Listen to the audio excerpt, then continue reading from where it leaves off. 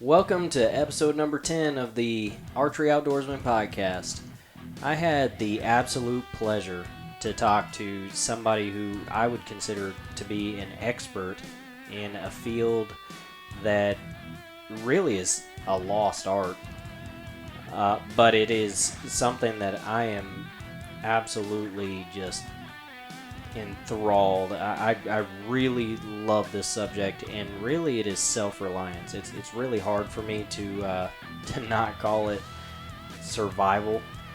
But Alex kind of schools me on why he doesn't like to call it survival. But his name is Alex Garcia. He is the owner of Earth Skills Wilderness Self-Reliance in Powdersville, South Carolina.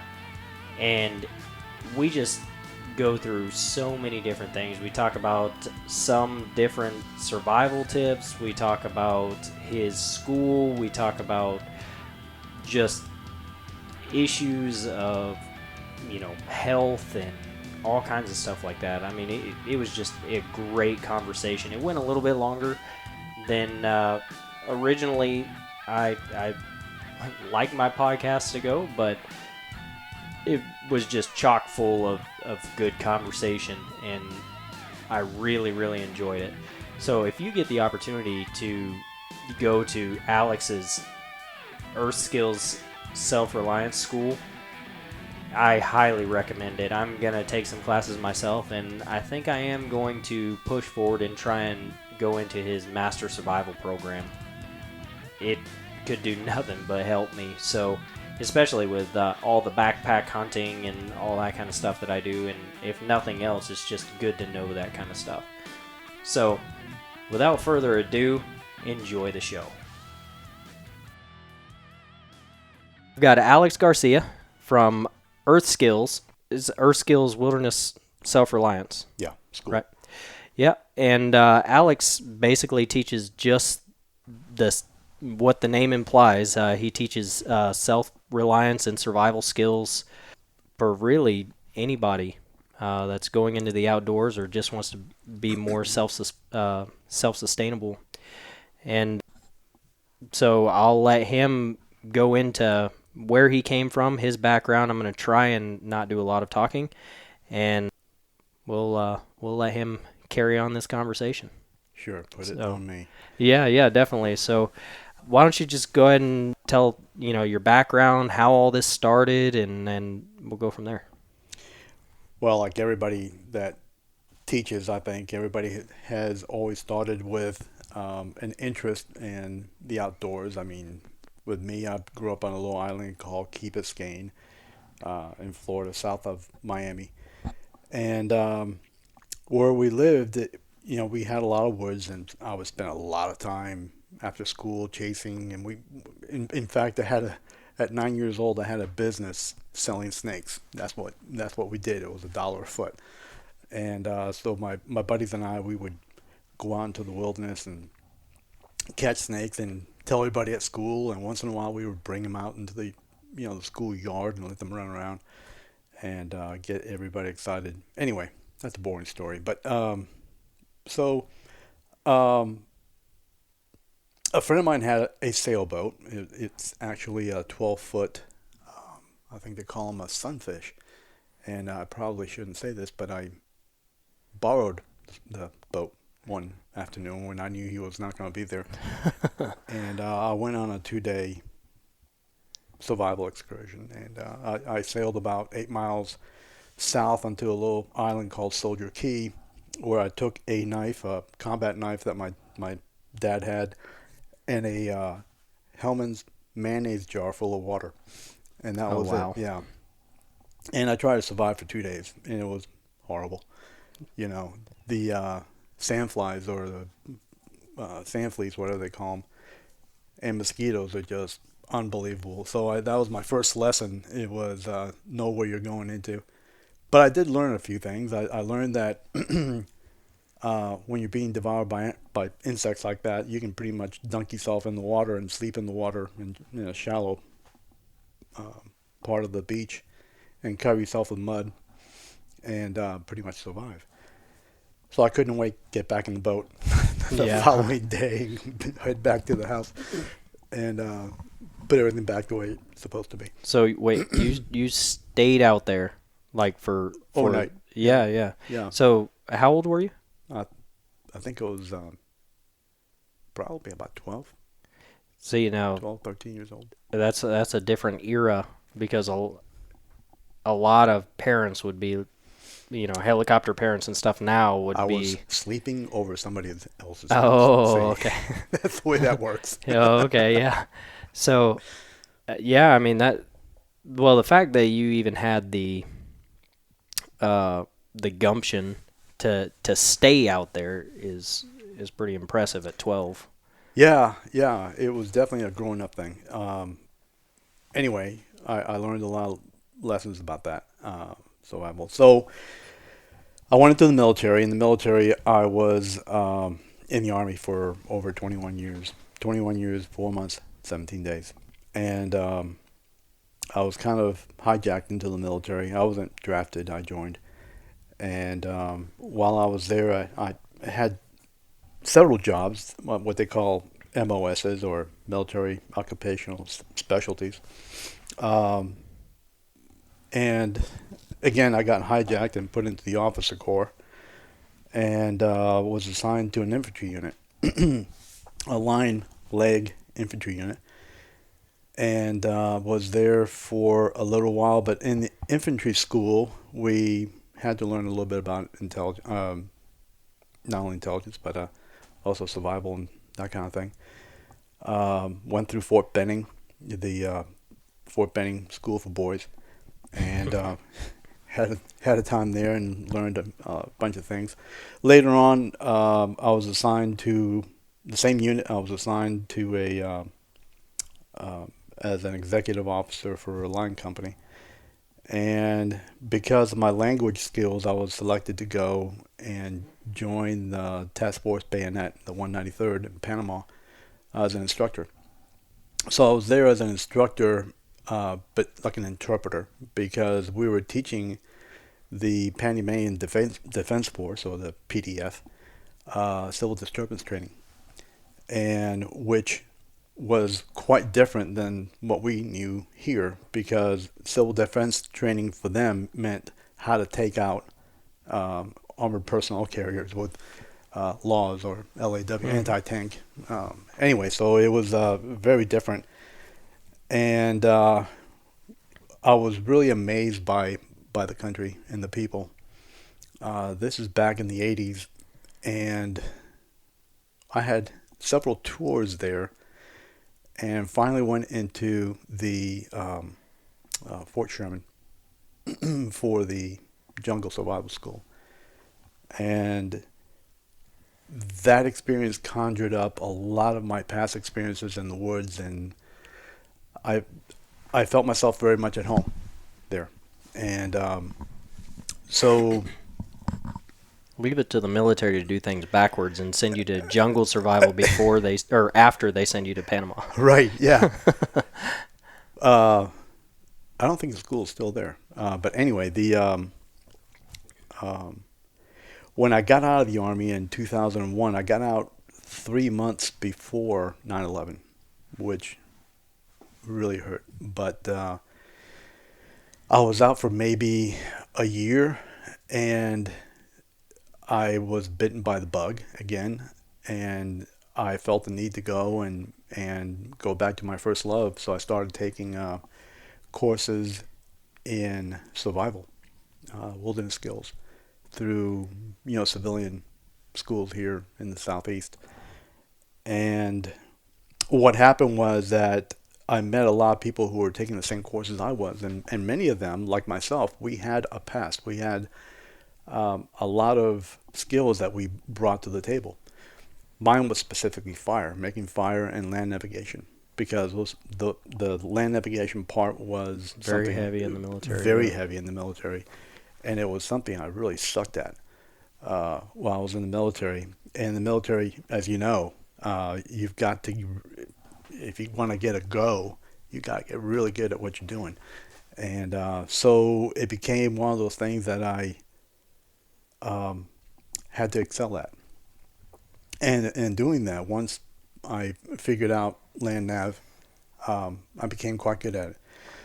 Um, so this group of other students and we got together and we finally realized that we could save some money by getting together, and each one of us in our own subject matter, we can get together and meet once a month, and everybody would have a 2 hour block of instruction, or a 2 or 4 hour block of instruction. And we called ourselves the tribe. And so we had an herbalist, we had a NOLS instructor, wilderness, emergency That's medical a great school. guy. Yeah. And yeah. And so anyway, we would get together, and every month we would go out into the forest and practice our skills. Um, really, Earth Skills was born by them. I never thought that I had the skills to teach.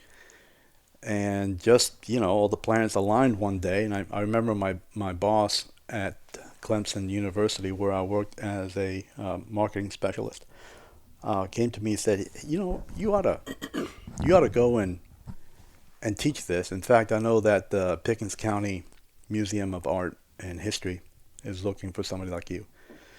And so I typed out this little email and I sent it to the director of the museum, and on a Friday morning. Friday afternoon, she was calling me, asking me to come in. And so I brought a resume and all this stuff, and I was dressed up, and I walked into the museum, and she greeted me and started introducing me to her staff as the new primitive skills instructor. And I thought to myself, that's the easiest job in the world I ever got. So my idea was just to have a workshop, one weekend a month type of thing, and it did well. It started off very slowly. Classes would fill, and we had 10 students. People who came were from all walks of life. I had everything from teachers to doctors, lawyers, real estate agents. Everybody was there. But I realized as I started getting shorter and shorter on my time with Clemson University, and I was about to retire, that perhaps there was an opportunity here for me to do what I love to do. And, at that time, it was at the height of the whole survival thing, the prepper thing, Mm-hmm. And so I thought that was an opportunity. So I started doing the classes there about once or twice a month, and realized that there was a big need for this, and I wasn't allowed to do overnight classes. Why is that? Just because of. Probably what they told me was because of insurance. Oh, so the And school wouldn't allow you to do that. no, the county, Oh, the really? county. Yeah, so I was working at this place called Haggard Mill, the historical site here in Pickens, South Carolina. And what I wanted to do was to have overnight classes. They have something like 50 or 60 acres, maybe more. And they just came back and said, we can't allow overnight classes here. Now, I was listening to my students, and they were asking me, listen, I'm having to travel 4 days or 4 hours to be here for a 8 hour class. It's just not kind of really conducive to me being here. Yep. Uh, and it was because of that I opened. I knew that there was a need for overnight classes that was inclusive of children as well. Oh, absolutely. They wouldn't Yeah. have children there. You had to be 21, not even 18. You had to be Wow. 21. So I kind of put the word out among my students. Excuse me. And several of them, kind of volunteered their families' land and things like this. One of them, can I say their names? Yeah, by all means. Mike and Annalisa Albright, came to me one day and said, if we bought a property, would you move your school there? Hmm. I thought, hell yes. You Yeah. know, yeah. And, I really didn't think it was going to come to fruition. And I think about a year later, one day he gives me a call and he asked me to look at this 57 acres of property right on a river. And that one didn't pan out. But several months after that, this other property came available for him. And they bought it. They invited me over. I looked at it. It had all the things that I needed. Um, a service road into the school, a parking area right off of a main road, and all the support things that a school or any business like this uh, needs. So we moved the school there, and it's been great. It's going well. It like anything else, like any other business, it has little fluctuations. It goes up and down. So basically, what we teach at school are the skills that are necessary for sustainment, uh, for survival, and we don't really like to use the word survival, and I'll explain that in a minute if I forget. No, by all Ask means. me. Yeah, And we've got yeah. um, so uh, those skills are basically in three categories: how to maintain core body temperature, how to find and prepare food, and how to find and distill water.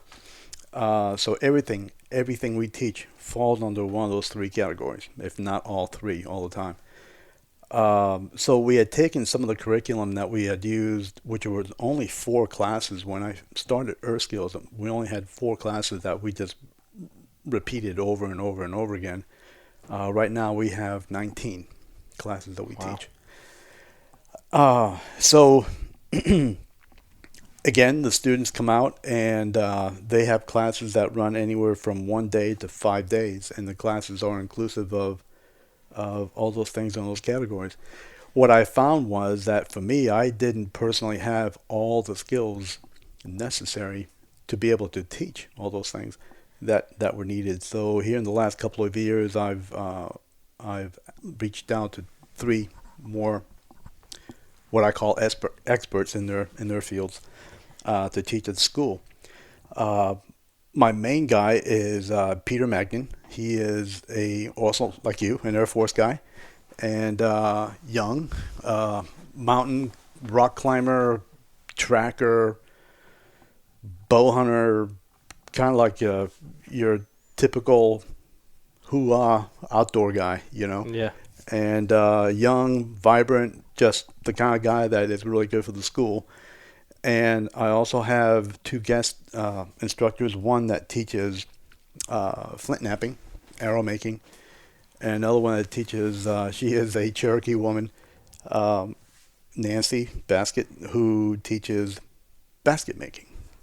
And so the people who come out, it's a lot easier for me to hire them to come out to the school and teach than for me to go out while I run the school and also go out and learn this stuff and have to Yeah. bring it back and Oh, try to teach it. absolutely. Um, Well, uh, and you lose something too in the process. I mean, you're not going to know everything. It's much easier to find somebody who's specialized in certain areas. and I've taken a lot of classes with the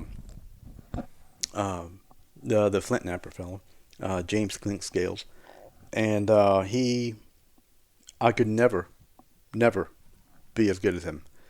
And he's got a pretty good following. He's been doing this for a long time, I think over 30 years. And James is just well tuned into his craft, as is the other two as well. So it's more bang for the dollar that the Yeah. student spends. I don't mean to be a jack of all trades. I'm not. I never will be. I know what I'm good at, and I'll keep it there and let them do their thing. Yeah, absolutely. So you had mentioned you don't like to call it survival. What is the reason for that? You know, s- the philosophy of the meaning of the two words self-reliance and survival. Survival to me has a very negative connotation to it, and this is what I mean. Um, survival is being put into a predicament. In this case, we're going to talk. The category is outdoors in the wilderness that you don't want to be in. I guess I could understand that. It's Okay. just the mentality behind it, I guess, really. Right. Yeah, And usually it sucks. and usually, and I think it always sucks. Yeah. And so, what I wanted to, the philosophy of the school, while we do teach survival, it's the approach that's different. And the approach is that you do want to assimilate yourself into the wilderness, not that you want to get out of it. So the question is, do self-reliant skills help you survive? And the answer is absolutely. In fact, I think it's a much more refined aspect of survival, where things that we create are more craft worthy, not, for example, let's talk about a bow, since I know you like to shoot a bow. Some survival schools, they will teach you how to build a bundle bow that's good for, 15, 20 shots. We don't teach that here. What we do teach is how to make a Bow that lasts. a bow that will last, and something that you work on over a period of time, and you continue to improve what you've worked on. But the priority for the school is making sure that you first know how to do snaring and trapping in those things. Yeah. So you are in a position where you can get that protein while you're building your bow for bigger game. But even before that, what we're also teaching is how to sustain yourself by the identification of plants and being able to forage and prepare that. And that's somewhere where I think personally I'll just say weak. There's a lot of plants that I know that I can eat and stuff like that, and I try and stick to those. Like I would love to learn more about foraging for mushrooms and stuff, but it's something that unless I really know that mushroom, I'm so uncomfortable with just going out and getting certain plants and trying to eat them without knowing for sure. So I'm more of a protein guy personally.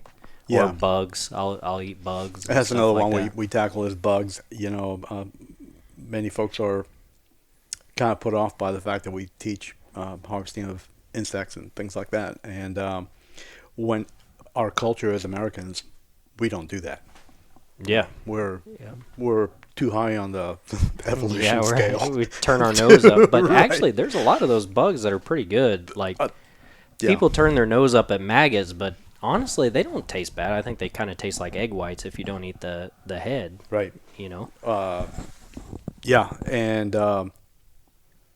there are a lot of bugs, and we not only do we teach what bugs are good, and we put them in general categories, but also how to prepare the bugs. So it's not just the fact that you're reaching down, picking up this little insect, and you're plopping it in your mouth and chewing it. We talk about the dangers as well and how to prepare those, and we always want to cook. We always want to cook. Yeah. Oh, yeah. There's a lot of parasites that you can get, especially if you're trying to rely on something for and be sustainable for a certain amount of time. It's one thing like, they teach in SEER and stuff like that. Okay, so they're not wanting you to be out there for 2 weeks. So by the time Giardia and stuff like that hits, you're going to be back home. That's right. So it's okay to drink out of a puddle to get you to where you need to go. But if you're trying to be out there for a while, you need to have potable water, and you need to know how to make that potable water. And so... And thank God that we live where we live here in South Carolina and the Appalachians. Water, for us, finding water is not a big deal. I mean, distilling might be, but we always have access to water here. And there are so many ways. I mean, you've got a solar still. You've got Yeah. You could come across. I don't think it's actually considered bamboo, but I guess it could be. You can make a little, little pot out of that, and We do that. We have a boil. class Yeah. that we teach that very thing. We also use bamboo for distilling water. Hmm. You've seen the old, like the bottles that people use, and they cut the bottom off the plastic bottle, Hmm. and they make a impromptu kind of a field water filter Yeah. by Yeah. taking charcoal, sand, rocks, and etc. Well, but people always go, oh, what if I don't have a bottle with me? Well, there's bamboo. Yeah. You can do Exactly. exactly the same thing with Same bamboo. same purpose. Same Yeah. concept. Yeah. Yeah. Solar, we teach using, a clear bottle and just being able to take the label off of it. And there's a proper way of filling that bottle up with water. And, we use ultraviolet rays of the sun in 6 hours to making that water safe to drink. Hmm. So now anywhere I go, anytime I'm out in the field doing whatever, I always have two of those whatever clear bottles of water, Yep. plastic bottles, because I know that I can make an expedient filter, or I can also use that same bottle for having using the solar power for purifying it. Yeah, I did. Which this is really a drop in the bucket considering how long the trail is, but about 80 miles on the Appalachian Trail, and we stretched it out to about 10 miles a day, and the entire time I didn't filter water. It was locating springs and stuff like that along the way, and never got sick. Right. My buddy that was with me, he goes, "You're not gonna filter that?" I was like, "No, it's a spring, man. Why Yeah, why why are are you you gonna?" filtering water? Yeah, I mean, you pay for this, and when you're in the I know, store, right? Yeah. So why am I gonna filter it? But that goes to show that that actually, and I don't know if you teach it, but locating actual springs and water you can drink and stuff like that is We probably talked pretty through good. it. We talked through it. We actually don't have. We have a creek that runs through the property that is spring fed, but it's up somewhere about half a mile off of our property where it originates out of the ground. So I do talk through it, and I do mention that when you find a body of water, you want to get as close to Hmm. the head of that body of water where it bubbles up uh, to drink it, because it's very unlikely it has any contamination. Uh, but we always try to purify the water there. Hmm. And we do have, like I said, we do have a creek that runs through the property. And we have a, what do they call these? TDS? Total Dissolvable Solid Oh yeah, okay. Water Filter. Yeah. And it always amazes me. That thing is about 2.5 times cleaner than the water that comes out of my spigot at home, in the kitchen. And so that's the kind of water we have there. But you never know who's pooping in it, as far as like Yeah. raccoons and whatever. So we still distill it. Yeah. It's the way I make coffee for everybody in the morning. Yeah. Give it a little flavor. That's right. Yeah. That's pretty neat. Yeah, I saw you have um, tons of different classes, like you had said. Um, building primitive shelters and Hmm. bow building, making rope. I think I saw on there as well. Yeah, we just had that class this past Saturday. Yeah, that's another one that is pretty neat. That so many people they go out, and it takes some time though. I mean, actually making your own rope and stuff, it takes some Oh, time. sure. But they go out and they're like, oh, I got to bring all this 550 cord and all this kind of stuff with me. Well, what do you do when that stuff runs out? Or when you've, well, see, that's another thing. Right there is, we're so rich as Americans that we have an unlimited access to an unlimited amount of whatever we want anytime we want it. There's always going to be a dollar store Yeah. within like a mile of you, wherever you are. And one of the great things about the school that I keep on hearing over and over and over again is this. People will say, I've never looked at, since being at Earth Skills, I never look at life the same way. Mm-hmm. And I never look at nature the same way. And I ask him, what do you mean? And he goes, well, things like rope or having a vessel, like a cup or something to hold my food in or something like this. I mean, today we just reach in the cupboard and we pull this thing down and we It's eat. taken for granted. We go to Burger King and everything that we use is that contains that Coca-Cola that you're drinking or that meal that you have in this cardboard thing.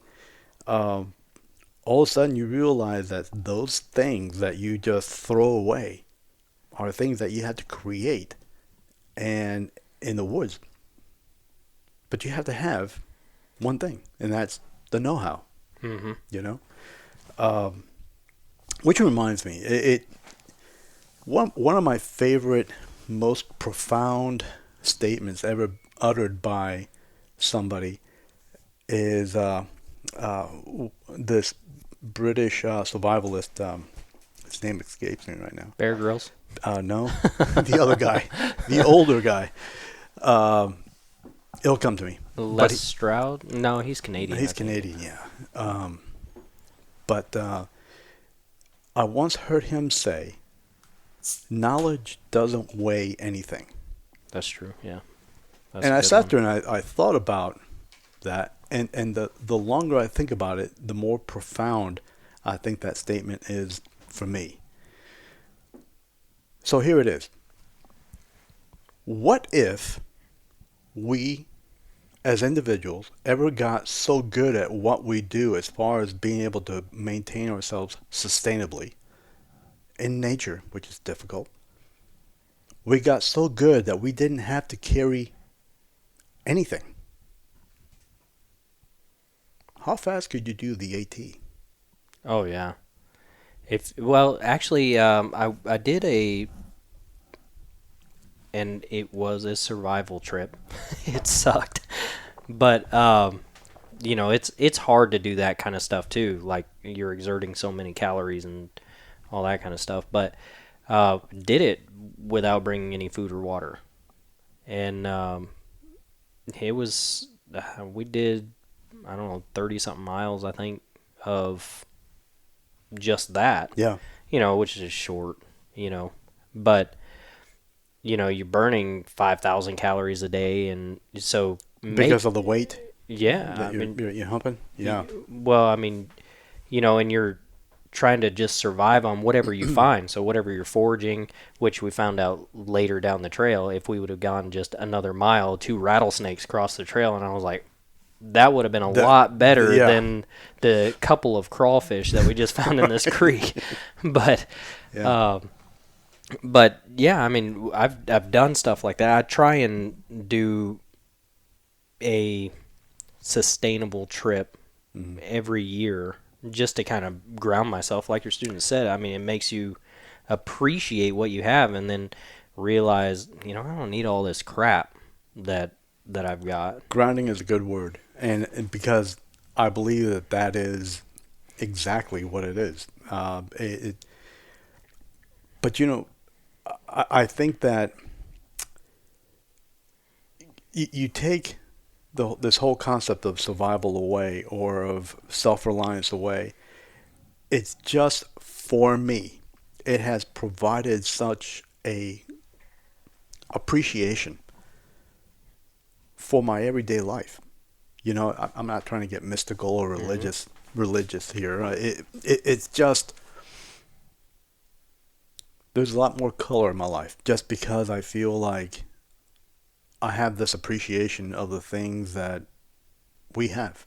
Yeah. And not to speak for you, but seems like you'd be more in touch with, it just seems more magical when you're out there, and at least for me, I appreciate everything a whole lot more knowing that, hey, everything I need is here. You know, Yeah.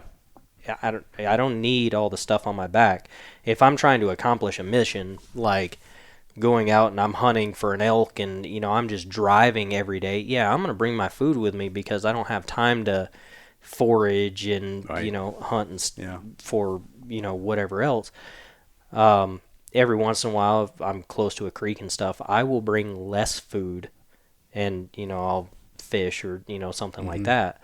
But if I've got a mission, then yeah, and those backpack meals and stuff like that, they're great. Yeah. But I urge everybody to go out on a camping trip sometime and just rely on yourself that way. Mm-hmm. And you really see what you're made of, and you'll really see what you know and what you don't know. That is a good way of putting it. So I have to tell you the story about. So recently, I got into learning how to make bows, like traditional wooden bows, what they call self bows. And I met a gentleman who's a master bow maker, and we got to talking, and so we have this little trade. He teaches me how to make these self bows, and I teach him survival skills at his house. And so the first thing I taught him was how to make a bow drill fire, with the Hmm. bow and the little spindle and all this stuff.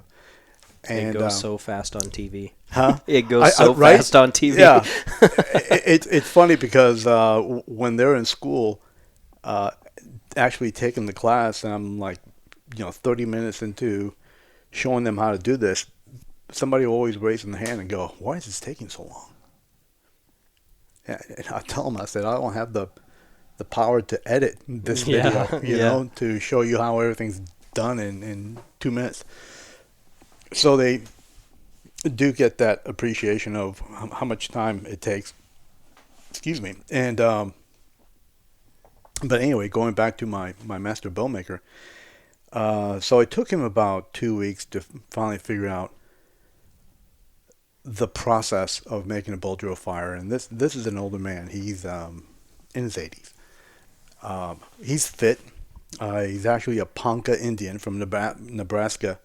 Uh, and so through him, I get to learn a lot about not just bow making and things like this, but a lot of different philosophies that are really become near and dear to my heart because they're so natural, you know. And so anyway, he finally learns and he succeeds in making fire in the garage of his house with using a bow drill. So I went to see him a couple of days ago and just to show him the bow that I was working on. I'm working on this self bow right now, made out of hornbeam, and I took it to him just so he can kind of give me a grade on and maybe a few tips on what I'm doing.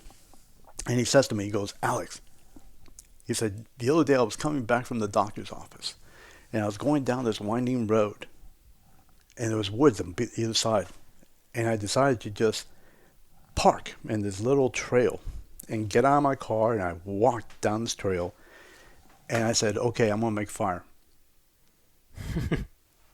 So he took his shoes off, and he made a string, went and found proper wood for making a bow and the materials, and he made a bow drill fire. Wow, he was there for a while. Yeah, and so, but the fact was that he succeeded the first time in making a bow drill fire. I asked him, how long did it take you to do that? And he said, the actual fire? I said, yeah. It was about 2 minutes. Wow. For me as an instructor, that is, it's such a great reward for me to know that somebody who didn't know how to make fire like that can now do it at will, almost anywhere. And it's very empowering. Well, and once you've done it once, um, it really it resonates, and then the next time is you're like, okay, well, this is what I did the last time. I know how to do this, and you just kind of work off of that. Where it gets challenging is if that wood is just a little bit moist. Yeah, or is the wrong time of day. Yeah. Yeah. Then you're wearing your arms out and you're, yeah. It so the school is located in kind of rough terrain, but the actual classroom area is down in a very tight, small valley because the creek is there. And I have learned not to teach fire making in that area. We go up to the top of the hill to make fire, which is great because now I also have an opportunity in teaching how to move a fire from one location to That's another. great, yeah. Right? And so the last class we had, I introduced a new method of making fire that has increased the success rate of my students from somewhere around 40% to, I would say, almost 100%. Wow. Yeah. So, which is for me great. What Is we the product made by Bic? no, the what we did was that we included uh, using a rock, a piece of river rock, in place of the typical wooden handhold that you use for a spindle, which is Oh, yeah, what you so always less friction. right. You always see people using the wooden spindle, and while that is very quick, very fast, and all that, as an instructor, I know that what I want people to do is gain the confidence that what I'm teaching works. Yeah. So what we introduced was a river rock, and people go, yeah, well, it's a little river rock, and it has this tiny little BB hole, not a BB hole, but like a BB dent in it. And so we teach that method, and so the success rate went way up. So a couple of my students got very confident, and they tried to, after we moved the fire down below, down to near the creek, a couple of my students said, well, you know, because I told them, I said, we can't make fire down here with using this bow drill. And they had gained enough confidence previously to be able to go down there and go, how much will you give me if I do this? And I said, well, I don't know, but you're not going to make fire because it's so moist down there. Yeah. And these guys tried and tried and tried and tried. They almost had it. But I know enough to know that the location of where you're trying to make fire is paramount, I think, also to your success on whether or not you're going to make fire. And you don't see that on the survival shows either. No, you don't. And that's something that is so important. It is. Les Stroud. What's the name of his program? Survivor Man? Survivor Man, yeah. He had this one where he was on one of these pontoon airplanes, I think, and he crashed into a lake in Alaska, and he swam I think I saw that. to that edge of the lake. And, of course, he's dripping wet. He's cold as can be, and night's about to come. And so he decides he's going to make fire. And then at the bottom right-hand corner of this little video showing him trying to make fire, there's like one of those little time tickers, you know, that's going 1 hour, 1 hour and 20 minutes, 1 hour and 22 minutes. And it keeps on ticking and ticking and ticking. And so here's a survival expert on the shore of this lake trying to make fire, and he finally gets it, but it's over 10 hours later. Yeah. Oh, it's not easy. And I'm sitting there at home watching this thing, you know, with my beer in my hand. Of course, my feet are kicked up, and I'm going, get away from the damn lake, you know, move to a drier area, and your success rate would come up. So it always intrigues me that a lot of folks like, well, I'm not going to name the brand, but a lot of folks talk about, well, all I need is this little book, and as long as I have that little book in my backpack, I can survive anywhere. All I got to do is, like, they have a first aid mentality. Yeah. You know, I have my little first aid book, and when I break my ankle, I just open the book and it'll tell me what to do. Well, it's better if you actually know it's that better stuff. if you actually know it and you tried it. If nothing else, that thing is good for fire starter. There you go, and wiping something else. So, so I think what I'm trying to communicate here is it's probably good to have a little bit of experience on what types of woods material you can use in the woods, in the forest, to help you succeed in making fire. You know, don't rely on that little book that comes with your favorite knife, Yeah. on how to make fire. Yeah. It's not going to work. Yeah, absolutely. Fire making is very, very, very important. Um, I would say shelter making is pretty dang important. Like, if nothing else, is good for morale. And Yeah. morale, well, humans can endure so much. But morale is really what helps you endure. Yeah. Your mentality Yeah. is what's going to help you endure. I think fire making is in there as well. But yeah, shelter is, and when folks talk about shelter, they, I think, oftentimes think of it of an elaborate Hmm. kind of a structure, where a shelter for me could be something as easy as an uprooted tree that's fallen outside, Yeah. and those roots are in a place that it creates a wall for me to be able to get out For of the rain, for a backlight or or something like that for your fire. or yeah, a reflector, Yeah. things like that. So when we talk about primitive shelter building, the main thing we talk about is wind and rain. Yep. Uh, I have been in two situations in my life, both in the summertime, by the way, where I thought I was going to freeze to death. Uh, One was on the Tortuga River. We were fly fishing one day, and we were staying there overnight for a couple of days. And my buddy brought his tent with him, his little backpacking tent. I brought my hammock, and we parked ourselves right along the edge of this river, the Tortuga River. And when I say parked right alongside, I could have rolled off and into the water. That's how close to the river I was. And I did not sleep all night because I was freezing Yeah. in I'll July. bet.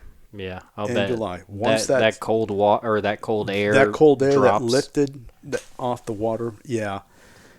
So one of the great things about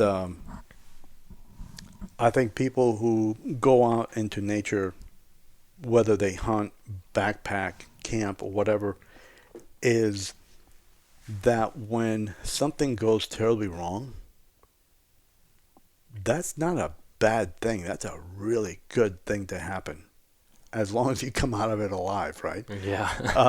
So And as long as you learn from it. and exactly, as long as you learn from it, as long as you're able to recognize, hey, I really screwed up here.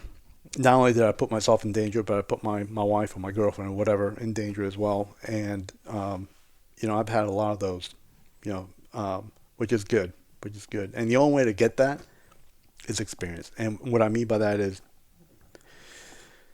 it's good to be out. Well, you got to see what it feels like. I mean, it's one thing for you to tell me what that felt like where you thought you were going to freeze to death, but there's a lot of people who have never actually been in a situation where they literally feel like they're going to freeze to death. And not like, oh, I just didn't have a jacket and I was out there for a couple hours. No, Yeah. When you're overnight in And you're wet. and you're wet and you're in a freezing situation, you can't do that. Yeah. I mean, when you start to lose mobility and all that kind of stuff, that is a serious situation. Mm-hmm. What was it, 2 years ago? Almost 2 years ago now. That bull that I have hanging on the wall. Yeah. Um, The bull deer. bull elk. Yeah. I'm sorry. Yeah. Yeah. So that bull, I had found the herd, and they were on private property. I was on public, but there were cow elk that were all around me, and I didn't want to leave. I was like 4.25 miles in. Yeah. So I camped out under a juniper that night. Out. Yeah, because I didn't want to move. I didn't want to blow them out. It got dark and everything like that. That was a damn cold night. and I didn't. I've got a picture somewhere. I'll have to show you the picture where I'm just bundled up in my military Gore-Tex. Yeah. And you know, I slept under that juniper, and I'm glad there was a juniper there because if I had to just sleep out in the open, that would have That would've really really sucked. sucked. Yeah. Yeah. But just knowing, hey, you know, you get up under this juniper, it's going to help block the wind. It's Yeah. going to help hold your heat, all that kind of stuff. Um, that made it more bearable. It still sucked, but you know, made it more bearable. And I actually ended up shooting that bull the next morning. There you go. But Mission accomplished. yeah, mission accomplished. And it was that was a survival situation, Yep. folks. I mean, that's you know, but you know, just knowing certain things like that can really, really help you out. You know, Yeah. but so what do you think outside of like fire making? What do you think is and I don't want to say the most important skill, but what is the skill that you want to emphasize the most? What skill I want to emphasize the most? That people really need to know. How to use a knife. Oh yeah, that's probably a good one. How to use a knife. So we have one class that we teach either 3 or 4 times a year as a standalone class or as part of a larger class, and it's survival knife skills. That class was born out of my observation that when students came to the school to take courses that were just regular, self-reliance courses, and they would just the observation of what type of equipment they were bringing. Because I wouldn't say in my coordination letter to them once they buy a class, they get a welcome letter from me, and I tell them what to bring. But now I don't find myself in a position, or should I be in a position to tell them exactly what to bring. Buy this brand of tent, buy this brand of knife. So I try to keep it really general, and I'll say things like, bring a good a knife in a scabbard, not a folding knife type of thing. Yeah. And the things that I see them bring, I know they won't be able to complete the task for Like that a big day. Bowie knife. I have seen everything from a bayonet, like what is it, M16 line Yeah. 4 bayonet, all the way to like one of these Nepalese kukris, I think they call them. It's got the little Yeah, the bend in it. Yeah. and they try to work, making traps and snares with these huge things, and one thing, I hate the fact that Hollywood gets involved, because apparently there's a movie out there somewhere. There's a movie where that tough guy that uses a knife for doing something takes the knife after he's through using it and momentarily takes it and stabs it into the ground so that the ground will hold it. You know what I'm talking about? Yeah, they kind of I think that I've seen that in several different movies. It's Yeah, not just one. So people see that and they carry that into school. And What does SEER school teach you with your equipment? everything is tucked away. So Everything is strict. very strict. Everything is tucked away. Nothing is laying around ever. It never leaves your body. It never leaves your body. That's the first thing. And you know how good military guys are at just like going down the trail and just humping 120 pounds, and by the time they get to wherever they're going, they only have 65 Yeah. because things are leaving their body. So, anyway, getting back to the knife, I noticed a lot of bad habits. I recognized that a lot of people didn't have the skills necessary, even though they may have had good equipment like a knife. They didn't have the skills to know how to use it properly. For a lot of things, from fire making to tapping a tree for water to how to carve, a hatch cut into Like for a figure four deadfall figure four or dead trap. deadfall, Yeah. exactly. Things like this, and it's an opportunity also for me to introduce the concept of batoning. That instead of that, and that's another one of those things that I hate about TV is you always have the guys with a knife and they're like using their knife Chopping away at chopping something. at something. Yeah. You never get the opportunity to look at the edge of that blade after they're done chopping. They So beat the crap out of they it. beat the crap out of it. They stick it in the soil. You spend Yeah. half an hour sharpening your knife, and then you go and do something like that. So at the school, your knife is, you know, like your rifle.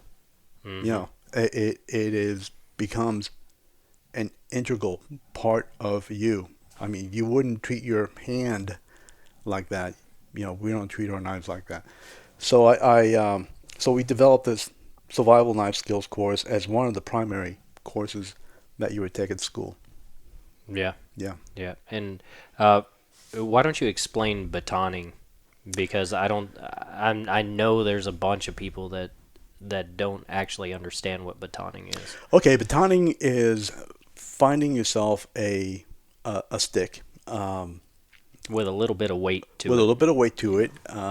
Primarily, you don't want a stick that is corky or brittle or anything like this. You want something that's got a little heft to it. It's probably going to be an inch, maybe an inch and a half thick.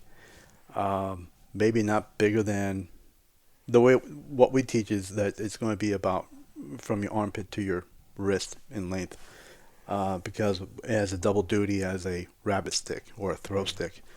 But what we do with the baton is that we use it to process wood. And what I mean by that is we use it to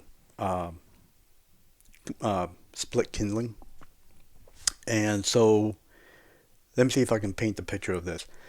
Imagine that you have a piece of wood that you want to break into smaller pieces so that you can make or start a fire. So you have this piece of dry stick. Let's say for this exercise that the stick is a foot long, and you want long pieces of stick. So you would put your stick on the ground or on something hard like another log or a rock, and you would put your knife blade first onto the top of that stick, and you would use your baton, which is another stick, and you're tapping the spine of your knife to drive your knife through all the way to the end. And what you're doing is that you're splitting that stick, but it also has a lot of other very useful uh, purposes in camp or in survival, to either cut down smaller saplings. I mean, I can use, in that same class, you use your knife to bring down small trees that are probably 3 to 4 inches thick, somewhere in that vicinity, with your knife, using a batoning process. Most of us don't go in the woods with an axe and a machete and so on and so on and so on. But a lot of us do have either a pocket knife or some sort of, a fixed blade knife on our person. And And most if you people, don't, you're wrong. yeah, most people, if you try and baton with your pocket knife, unless you've got a really good pocket knife, you're gonna break it.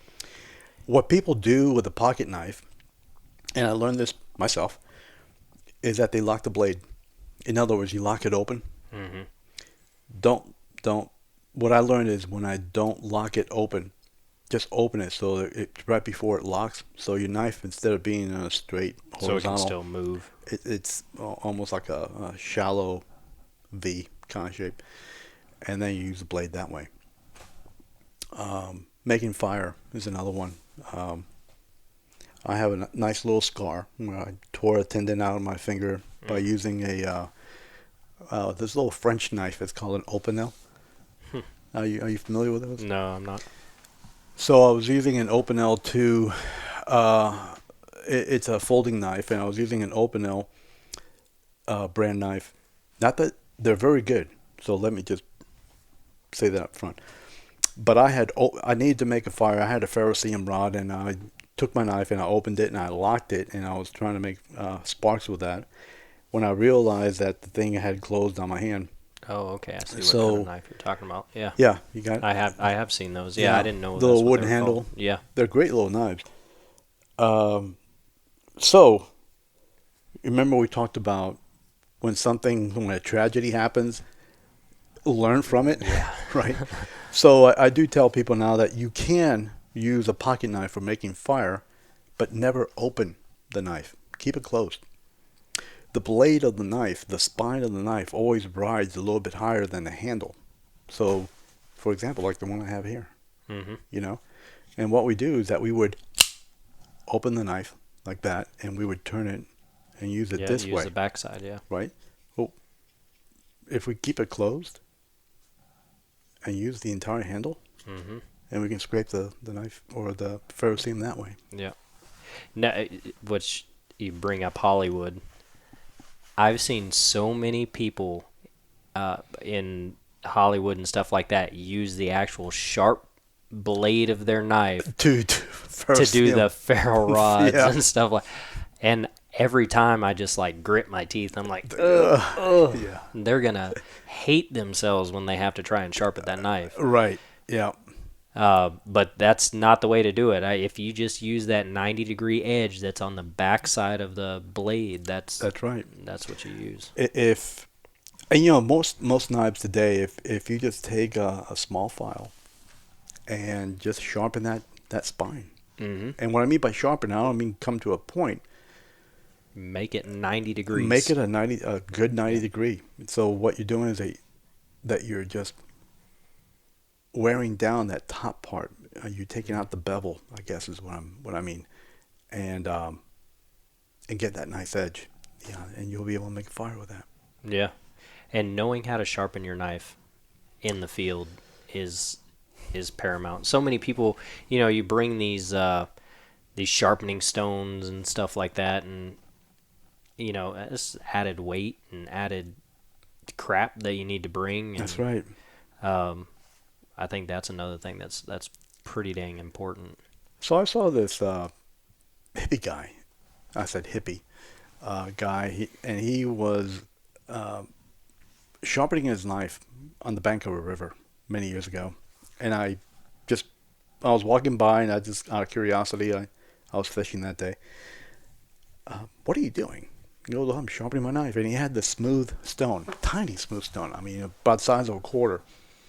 And he's sitting there sharpening and sharpening and sharpening and sharpening. And he looked like he knew what he was doing, but he had, kind of like a ragamuffin kind of a guy. And I didn't prejudged know. him. Right, I prejudged. Listen, I work on that. But and this guy got that thing scalpel sharp. And I asked him, I said, okay, how did you do that? And he had the smooth stone, which was kind of rounded. It wasn't flat. And he showed me the motion that he did it in. And what was funny about that was that very same weekend, I went home, got home from fishing, and I took a shower and had dinner. And the movie that was on TV was The 300. Oh, yeah. You know what movie I'm talking about? Yeah, with the Spartans? Yeah. And so I'm sitting there watching this movie, and I find it really intriguing. But there was a scene in the movie where the guys are getting prepared for battle. The Spartans, and they got their helmets off, and some of them are kind of fixing their hair and stuff. And there's one guy who was sitting on a rock, and he had his spear, I think it was, out, and he had picked up a beach rock, and he was sitting there going and doing the exact same motion that I had seen earlier that day on the tip of his spear. And I know it's kind of funny, but I just thought, I never thought about using a rock like that, in that fashion, to be able to get a sharpened edge, and it does work.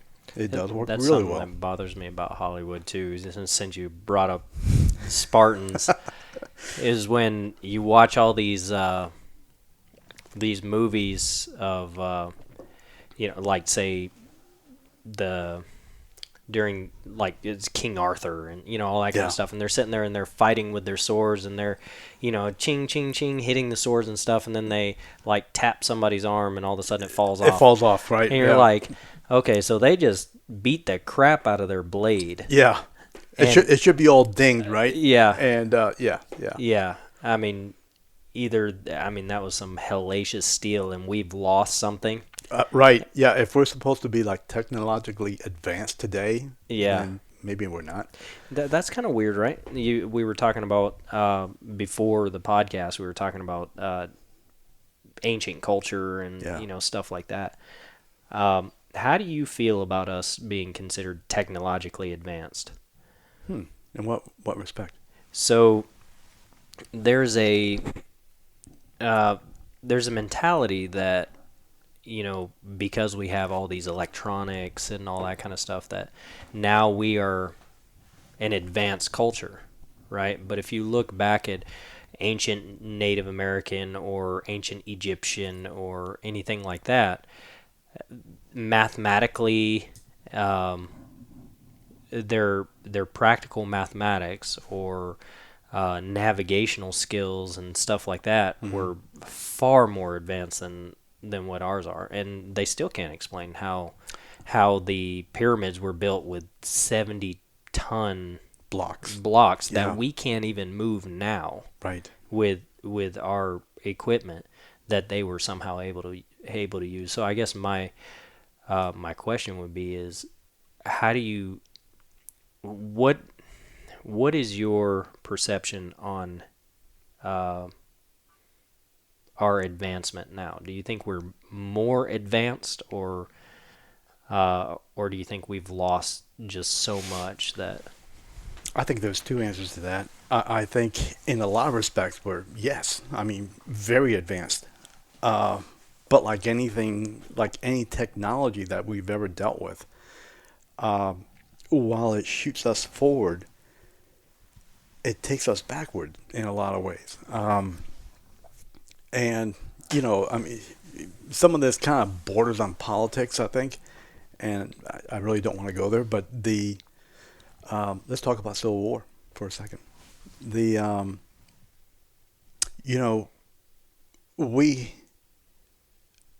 after the development of the firearm or the musket during the Revolutionary War, for example, that was a huge step for us, mankind, not us as Americans.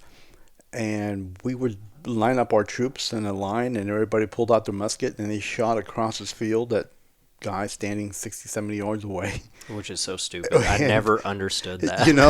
And it's a cultural thing. And people would kill each other. So technology takes us one step further with the French guy by the name of Minet, or Mini, the way we pronounce it, and he developed a thing called the mini ball, or Minet ball, which was, it caused a spin to this lead projectile. Like a rifling. Like a rifling. Yeah. It created a rifling without having to rifle the barrel. And, or, no, I think I'm wrong on that. So we go back into the battlefield again, and we're still standing 60 yards away from each other in full dressed lines, shooting a weapon that's capable of hitting somebody 600 yards away. And we're seeing all these guys drop. And we're going, there's something really wrong about this whole idea of bringing an entire battalion or regiment online, 2 people thick, 300 yards long, and shooting it out with these guys 60 yards away. But war has to be civilized. Hey, right. You got to show your manhood also. Yeah. So that's just a small example of what I think is going on. I think sometimes technology often gets ahead of our ability to manage it properly. I think the problem is, though, I had heard on Joe Rogan's podcast, Actually, it's been on there several times. But they talk about some sort of cataclysmic event that has basically wiped out, humanity, or, well, not completely wiped out humanity, but diminished humanity in a lot of ways, and population wise and all that kind of stuff. Let's say we have an event like that. Not too long ago, I think it was within the last 5 years, there was a huge meteor that was right outside of our. It actually traveled between us and the moon. Yeah, It yeah, was that close. and that's so close. Yeah. So, you think about that. If that even hit Earth, right? Chances are everybody's dead. But in the event that you even lived, right? The everything's gone, right? Technology wise, everything's gone. Your electrical grid, all that kind of stuff's gone. Technology has made us so weak in the primitive skills aspect that I think so many people would die just because of that. There's a great book that somebody gave me about 5 years ago, and the title of the book is called 1 Second After. And the fellow who gave it to me is not a prepper. He's a very upstanding. Well, not the preppers aren't, but he's not your typical prepper guy. So he gave me this book, probably because he knows what I do, and it just sat in my bedroom for like a year. And one day, I picked it up, and I just kind of was leafing through it, and I read the first page of it, and I read the entire book that night. What is great about the book, and I think that what's relevant to your question, is that the book is all about what is probably going to happen with regard to human behavior when a tragedy does happen, and it will. It may not happen in our lifetime, but it will. And there's different types of tragedies too. I mean, Exactly. it doesn't have to be, a complete loss of power grid or anything like that. I mean, Sure. it could be something as simple as like what's going on in Venezuela. Right. Yeah. Don't get me started on that. Don't get me started on that.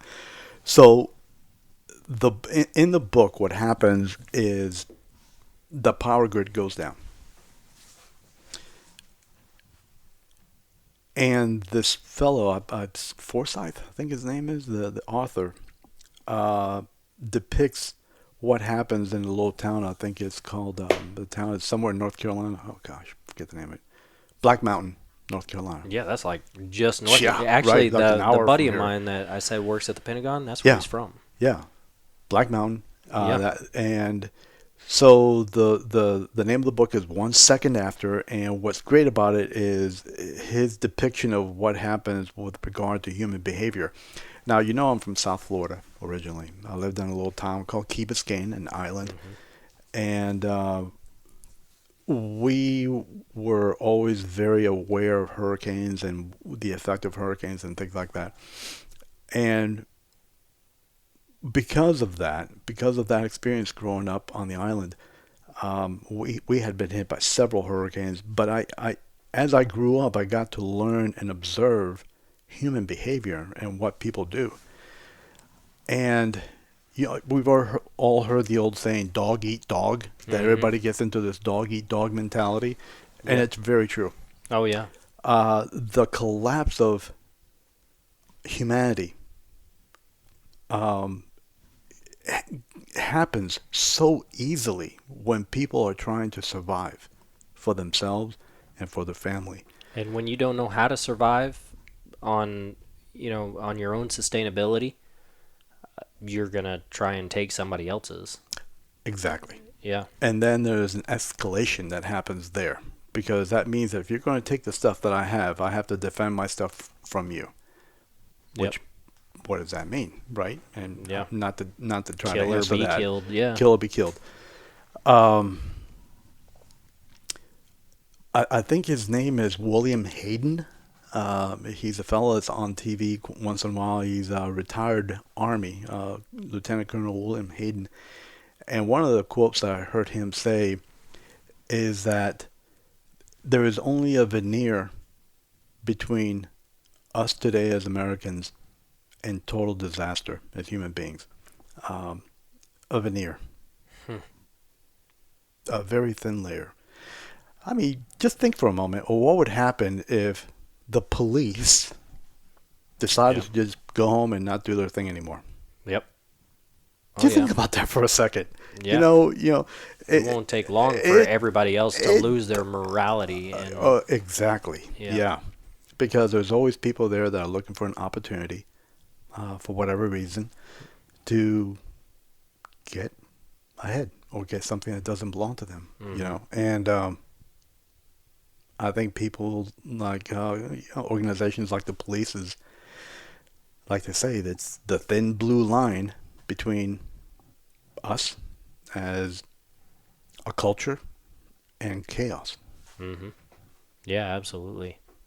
I always thought that was pretty interesting. If you look at it from that perspective, I mean, sustainability and knowing how to do that kind of stuff is just really important anyway. And not to mention, I think it's a lot healthier anyway. If you grow your own garden, and you can grow a garden in an urban area. Absolutely. Yeah. You can raise your own rabbits if you want, or you can, grow your tomatoes in your backyard, and they're going to be a heck of a lot healthier than what you get in the grocery store. And so my stepdad was he was a truck driver. He was a long haul truck driver, and he would pick up produce runs in California, and these tomatoes would come in, and I remember watching this. I would maybe in my early teens, and they would send these tomatoes in on a conveyor belt, and it would be a perforated conveyor belt, with holes in it and all that kind of stuff. And they'd be green when they came in. Some of them would be red. Some of them would be, like changing. Yeah. And they would spray these tomatoes. It would go through this spray bath. And when it start to come out, and then, after a certain amount of time, maybe 15, 20 minutes, they'd start to change. So they would induce the ripening process. Right. They would induce the ripening process so that it would last longer in the stores, because you've got a lag time, obviously, between getting it from the warehouse and getting it to the stores, not to mention the amount of time that it's on the shelf. Wow, I didn't know that. Yeah, and I mean, that's just, to me, I was like, I'm never eating another store-bought tomato again that I don't know is organic. But you apply that to how many other things are we chemically inducing things like that? And that's not to put on my tinfoil hat, but that's... Well, you don't have to worry about putting on a tinfoil hat. It's really obvious to me. And I'd like to speak to that for a second. If you are the listener, if you guys are dealing with a weight problem, it's probably not your fault. How profound is that? Okay? Let me explain. It goes contrary to what a lot of people... I think I know where you're going with it. Let me explain this thing for a moment. So, as Americans, we're struggling with weight problems. And here's what I think might be going on. Back around 1965, 66, 67, I'm 63 years old. So back during that time when I was a kid, I remember the news being that the biggest worry we had as Americans was the growing population, and how are we going to feed everybody, all the Americans here? How are we going to feed everybody? Well, along comes genetically modified organics, Mm-hmm. GMOs.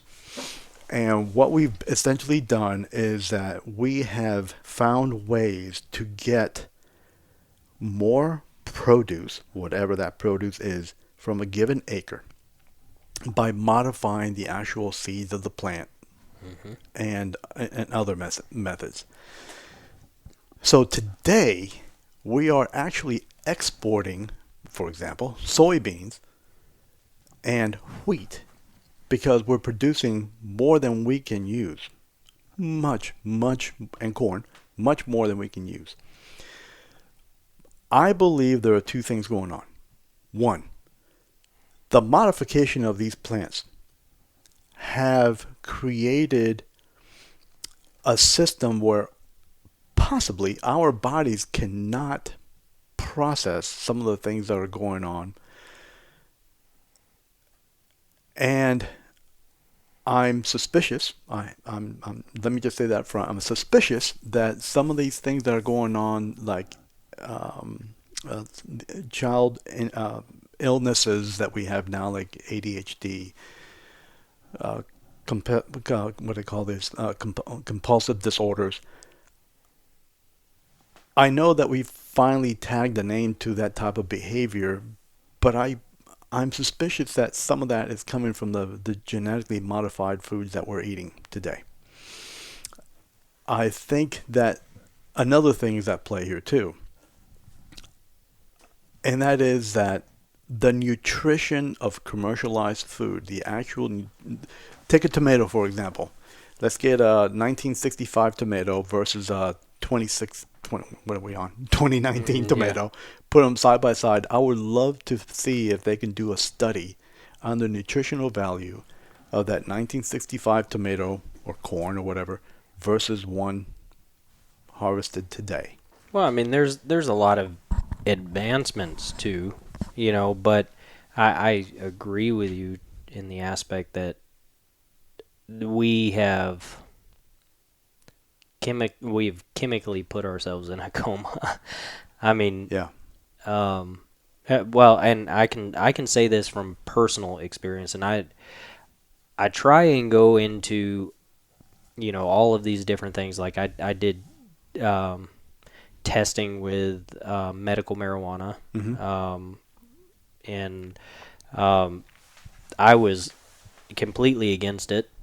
And then started actually doing testing with it, and I was, like I said, completely against it.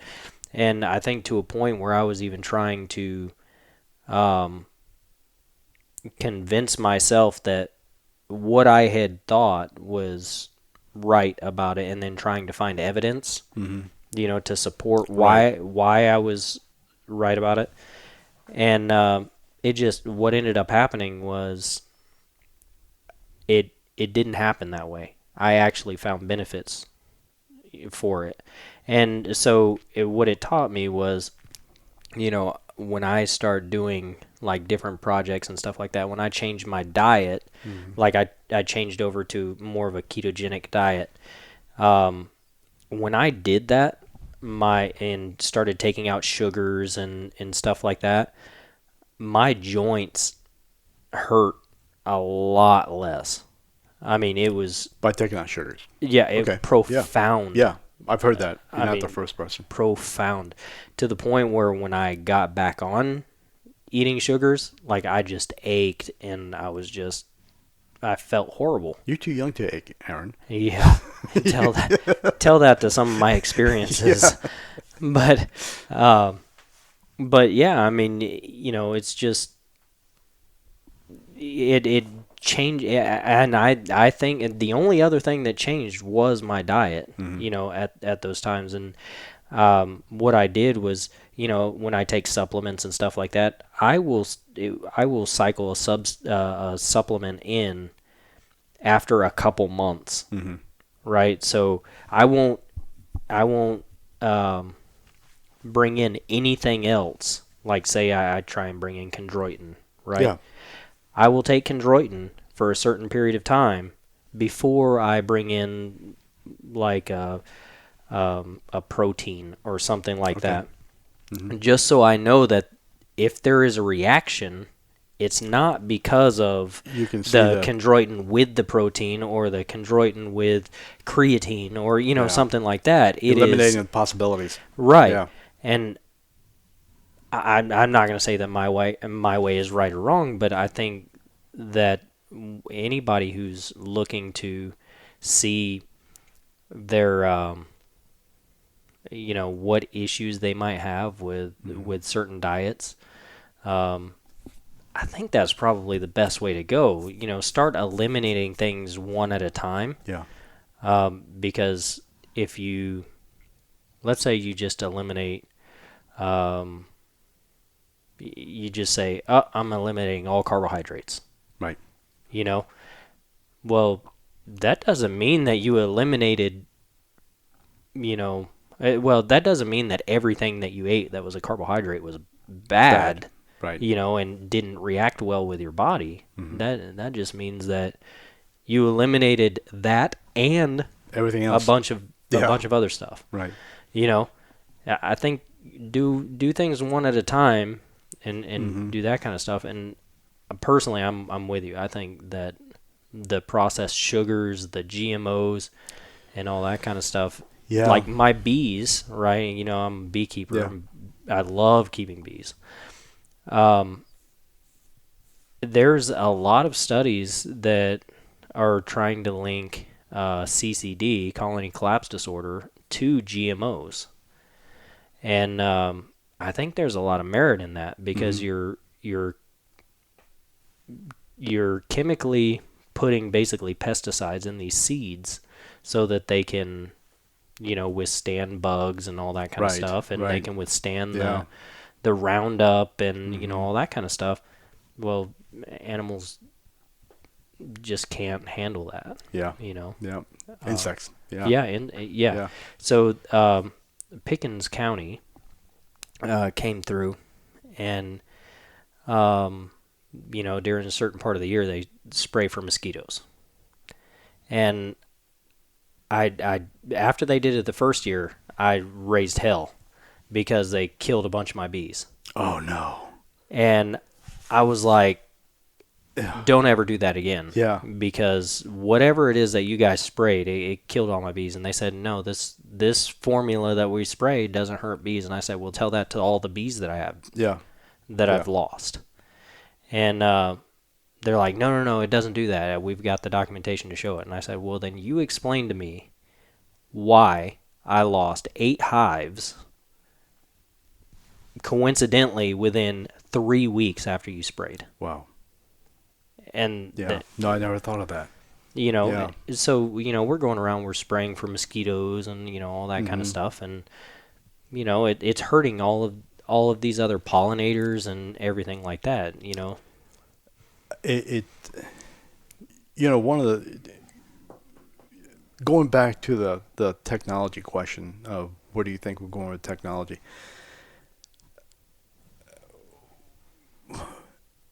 It tries to simplify our lives, and I think it's creating other new problems, like the one you're talking about right now. Right. Yeah. Monsanto or Bayer or whatever they're called now. The Roundup issue. It is that the same company that makes like the aspirin Bayer? Yes. It is? Yeah, Bayer aspirin. Okay. Yeah, I think my understanding is that Bayer recently purchased Monsanto. Monsanto is now involved in a lot of litigation over Roundup, which is odd to me because there are still commercials for Roundup products. Mm-hmm. And essentially, what does Roundup do? It kills weed. Yeah. So what I noticed in advertising here in the last couple of weeks is that because it's the spring and they are now re-advertising the Roundup product, is that the way the application is a lot more controlled. And what I mean by that is now they've come up with what seemingly looks like a type of wand that's connected to a gallon container, and the wand actually has to enclose part of the plant, and then it sprays the product on the plant. So that minimizes distribution to other plants around it and also aerial application of the Roundup material. Um, but when you think about it, what is it doing? It's eradicating a given plant. Okay? Hmm. Let's call this plant, I don't know, dandelion. I love dandelion. And I I know. was talking about this the other Listen, day. that's a whole other issue right here because that we can go on and on about just that alone. But Or clover. or clover. So remember the premise of my conversation here is that what technology does is takes and makes our life easier. Okay, so back in 19, I don't know, 12, whatever, you saw a dandelion growing in your yard and you bent over, you picked it up, and Hmm. you pulled it out of by the roots, right? Today, you go and you buy this product, you take it to your house, and you spray the same plant, so we don't have to bend over. Yeah. The result of that is that now we have poison part of our yard, Yep. It right? bleeds off into And the it water bleeds up into system. the water system, Yep. and on and on and on and on and on. Yeah, But it doesn't harm you. so they say. Yeah. Yeah. Yeah, yeah, That's their sell. Is it doesn't harm you. yeah, You know. Um, I find it hard to believe that you drink a chemical and it doesn't bother you. yeah. But anyway, well, do you have any signing off moments? Where can people find you? What advice would you like to give? Or I would love to, plug Earth Skills. I'd love for people to get out there and Well, you need to come to the school then. I definitely want to. You would have a Yeah, lot of fun there. I think so too. Being a Yeah, military guy, hoo-ah. yeah. You would have a great time there. There's I'm going to. I think there's I'm gonna. you're going to find that there's people there from every walk of life. I mean, we have. I mean, how can I say it more simply than that? I mean, everybody from probably 25 to 81 years old comes to the school. We have prior service military guys. We have moms. We have dads. We have aunts and uncles. We have whole families that come through. We do at Earth Skills have special group rates for just groups. If you don't want to join a specific class, but you can find Earth Skills on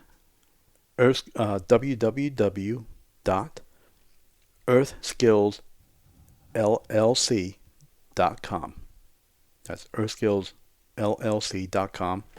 And we're also on Facebook, New Earth Skills on Facebook. And you can find out what's going on with either one of those things. And it's funny because there's people who kind of like look at Earth Skills and they'll tell me, they said, I've been watching Earth Skills for like the past 7 years and was always out in the periphery. What do they call those? Trolls? Oh They, yeah, they troll. yeah. And they go, I finally took a class. Here I am. And I'm going, well, thank God. You know, but one of the things we started doing a couple of years ago is that you can go on the website, on the contact page of the website, and you can sign up for or subscribe to our newsletter. So we put on an email newsletter once a month, just kind of keeping everybody apprised of what's going on at Earth Skills. Another thing that we also started last year is the Master Survivalist program. Yeah, I saw that too. I was interested in that. Yeah, the Master Survivalist program, the objective behind that is that it gives everybody something to work towards. When I was going through, and I'm still learning myself, but when I was going through classes myself, you got to pick and choose what things you wanted, what topics you wanted to learn, and then you attended the class and all this, but there was nothing to work towards. What we did here is that there are 13 classes that you take, and it covers those three things, maintaining core body temperature, how to forage and prepare food, how to find and distill water. So everything falls in those three categories. So the Master Survivalist program, what it does, it awards you a certificate and also this cool little patch that we wear, and you're recognized as a Master Survivalist and for the school. And there's two phases to the program, so you have 3 years to work on this, which is very different than from what many, if not all, other schools do. Is that you pay as you go. You don't have to come up with one lump sum. You Mm-hmm. just come out to the school, we track your progress, and we let you know what you need to take. But there's 13 classes that you have to take over that period. You can do it as early as 1 year also. So the ground phase is where you come out and you take your 13 classes and you finally get this award at the end of the 13 classes. And that's the graduation from the ground phase.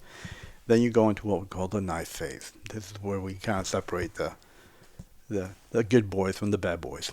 And the knife phase is a 5 day alone experience in the wilderness, and you don't take anything with you except the clothes on your back and perhaps a knife, hence the name, the knife phase. And you're given a situation, you're given not only a situation, but the things that you have to complete in those 5 days. So not only are you trying to survive, but you're making all the things that you need for your camp and for that survival. And at the end of 5 days, when you come out, you graduate and you become a master, the Master Survivalist program.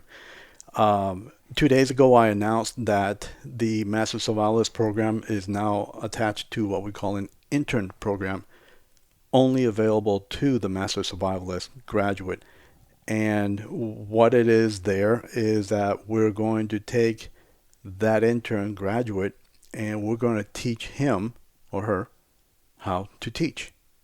Oh, that's cool. We're going to teach him or her how to teach. And we provide the opportunity as a school for them to uh, become an instructor. And the reason why is I'm sure you've been through this experience. How many times have you been in front of somebody who really knows what they're talking about, but has absolutely no presentation skills, Yeah. they're not Don't know prepared, how to teach. Yeah. or they don't know how to teach?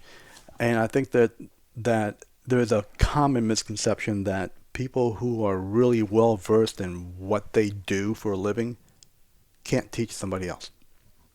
So, with that said, we look at teaching as its own skill. The act of communicating Most definitely. Yeah. is its own skill. So the internship program does that. And then we're opening the school up for taking those masters that graduate that program. And if they want to, they can teach our skills. The program could be accomplished in as little as a year. What I do is when I draw up the schedule every year, I draw it up so that there is an opportunity to finish your program within the year. But I also open it to 36 months for people. And I suspect that most people are going to take about that long. And what that means is that you're pretty much taking four classes a year to do that. That's pretty neat. Yeah. How long are your classes normally? Anywhere from 1 day to about 5 days that you're out there on the property, and and you camp on the ground. I mean, you bring your tent or your hammock or whatever, and you're on the ground. It's a primitive living school. So no, we don't have little bungalows or yurts or anything like that with a crystal chandelier. No, I had this group from out of state, and I'm not going to mention which one, that came, and when they arrived on the property, they looked at me and they said, "Where are we sleeping?" And I said, "On the ground." Yeah, look around. I said, "On the ground." Want me to teach you how to You make go, a shelter? "You Because mean I we're don't think not-" you brought one. Yeah, right. Yeah, we happen to have some debris huts already made that from previous classes, and nobody slept in that. But anyway, so they slept in tents. But yeah, Oh, good that's what deal. it is. Yeah, that's pretty neat. Yeah. So definitely give Alex a shout and go to his school. I highly recommend it. I'm gonna take a couple classes myself. I would like to try and do the master course, and You would enjoy it. It's challenging. it sounds like it'd be a lot of fun. You know what you would like, Aaron? You would love the camouflage movement and stalking part of it Oh, probably. because of what you do. Yeah. I know you're a big hunter, and here we teach you to blend in the Native American way, and it's very Zen-like, but it's also very challenging. I've heard from my students that it was probably the toughest class that they've taken. It's physically demanding. Hmm. Yeah. Why is that? What's so demanding about it? How can I know? Not that. No, it's a lot of body control, and during portions of it, you're on the ground, and you're, like I said, you're using Native American techniques to be able to either evade being seen or to be able to move closer to your game. And the whole thing is about just that. So it takes all five senses and more to be able to do that.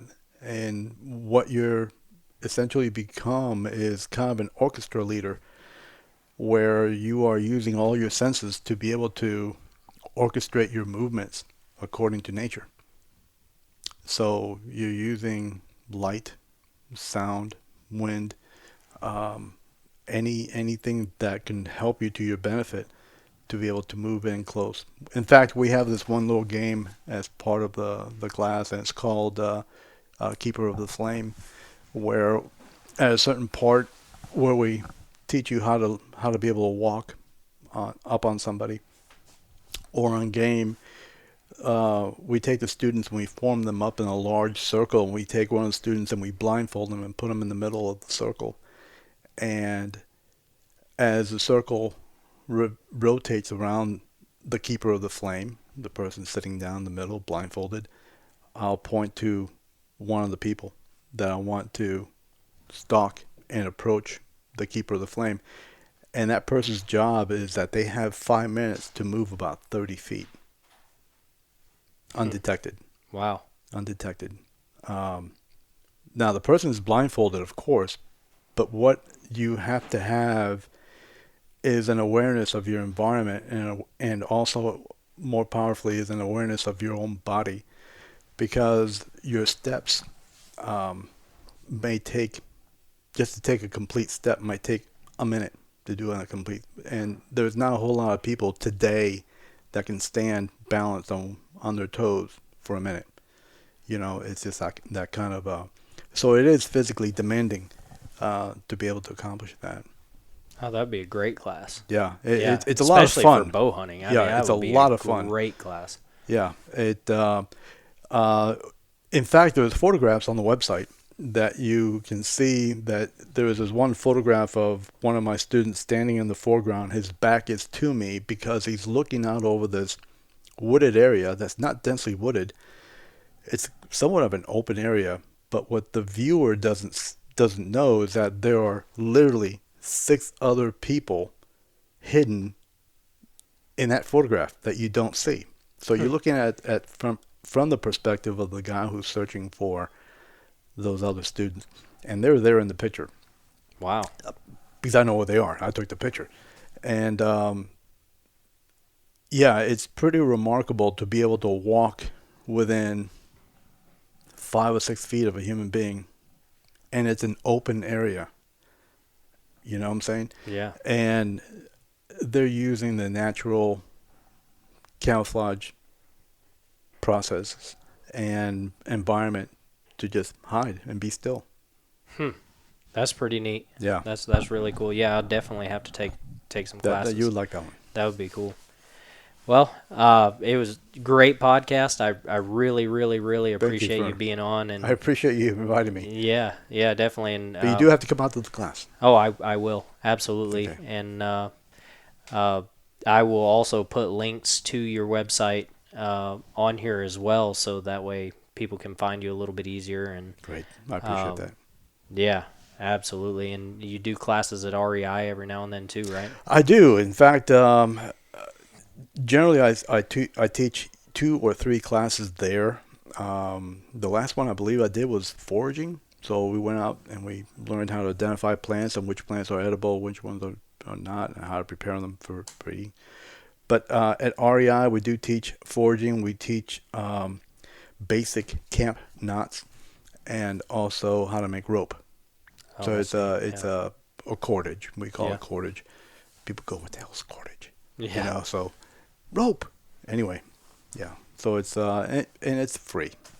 You don't have to pay for that. So just Excellent. hang out with us for a couple of hours. Well, Alex, thank you very much. Thank I you, man. really appreciate it. And yeah, like I said, we'll have to keep in touch. All right. All right. Thank you. Thank you.